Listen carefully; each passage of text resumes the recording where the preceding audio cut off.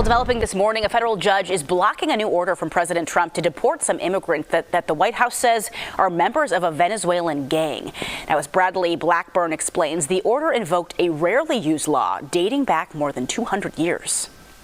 As President Trump waved to supporters leaving his West Palm Beach golf club Saturday, a federal judge said one of his orders may be out of bounds. In a proclamation signed Friday, the president declared the Venezuelan gang Tren de Aragua is invading the United States and ordered the arrest and deportation of its members without typical due process.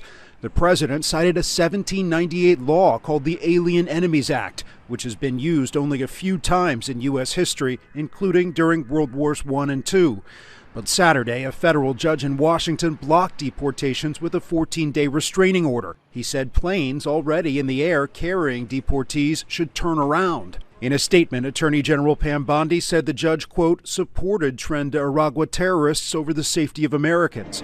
The president is testing the limits of his authority on immigration. On Friday, in an unusual visit to the Department of Justice, Trump shared his approach. And they said, no, people that come into our country are all wonderful people. No, they're not wonderful. These are stone cold killers. These are killers they make our killers look nice by comparison. The AP reports the Trump administration will pay El Salvador $6 million to hold members of the Tren de Aragua gang in its notorious prison.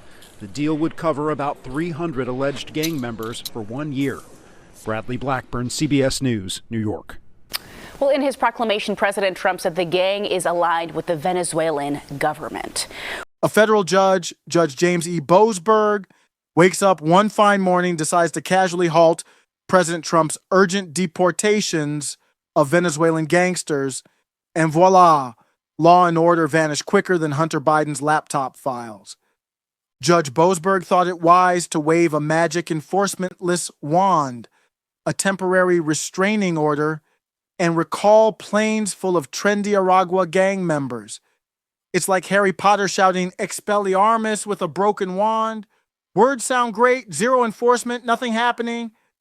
Yes, he literally ordered the planes to turn around midair because apparently it's perfectly fine to stop a president who invoked a wartime law that dates back to 1798. But wait, it gets better. The justification? Trump used the Alien Enemies Act of 1798, a law older than dirt, so old even Joe Biden remembers when it was drafted. Yet, before you laugh at its age, let me ask this. Who cares how old the law is if it's legal? Judge Boasberg seems convinced this law, which gives presidents broad authority during declared wars or invasions, is somehow invalid because we aren't in a formal war with Venezuela. But read carefully. The law explicitly allows action when there's an invasion or predatory incursion, and Tren de Aragua fits perfectly into that box. Now here's a joke Judge Boasberg probably missed. He blocked deportation citing irreparable harm to Venezuelan migrants' rights to due process. Excuse me, what due process exactly do illegal aliens, who happen to also be brutal gang members, have a right to? Maybe it's the right to invade our country and terrorize citizens without fear of inconvenient flights home. Hilarious. Here's the absurdity laid bare. Crack a tasteless joke about someone spinning a dreidel and having an oversized nose, and you risk being deported immediately. No questions, no appeal. Meanwhile, if you're unfortunate enough to live in a struggling urban neighborhood overrun by illegal alien gang members, don't hold your breath waiting for their deportation. Makes perfect sense, right? And if you thought judicial hypocrisy was the peak of this absurd drama, brace yourself, because the system's impotence makes it even more laughable. Trump can basically ignore this judge. He has a constitutional obligation to. Federal judges have zero enforcement power. What's Judge Boasberg going to do? Chase Air Force One down the runway on foot? Trump literally sent 2 planes full of these Venezuelan criminals anyway, right after Boasberg's verbal order. Because here's the reality, friends. Federal judges like Boasberg issue opinions. They don't command armies. Trump knows this, which is probably why Democrats are tearing their hair out, watching his approval skyrocket while theirs crashed faster than a Sam Bankman-Fried Ponzi scheme. Now here's a critical detail brought to light by the great investigative journalist Laura Loomer, because of course mainstream media wouldn't touch this story. Maybe the honorable judge isn't purely objective here. Enter stage left, his daughter Catherine Boasberg, who coincidentally works at Partners for Justice, a bleeding heart nonprofit proudly boasting they help people fight deportation and detention. That's right. Boasberg's daughter literally earns a paycheck from an organization whose mission includes keeping people exactly like these Venezuelan gangsters in America. Totally unrelated, I'm sure, but let's not go full tinfoil yet. The ethics guidelines are clear. Unless Catherine was personally escorting gang members off Trump's planes, Daddy doesn't technically have to recuse. Still, doesn't it smell just a bit like Ashley St. Clair opening her legs for Elon? A bit fishy? I mean, when a judge halts deportations while his daughter's organization fights against deportations daily? Remember when Judge Merchan stayed on Trump's hush money case, even though his daughter's firm pocketed millions from Democrats? Or Justice Clarence Thomas, whose wife actively cheered Trump's election overturn attempts, yet he stayed on January 6th? Cases anyway? Family ties apparently only matter when convenient. Or recall when Trump got roasted for claiming Judge Gonzalo Curiel was biased because he was Mexican-American. Trump's claim was slammed as absurdly racist, whatever that means, but he was right. Notice a pattern with damn near every judge involved with a Trump case? Democrats scream conflict whenever Trump sneezes, yet Boasberg's daughter literally helps people avoid deportation. And somehow that's just fine.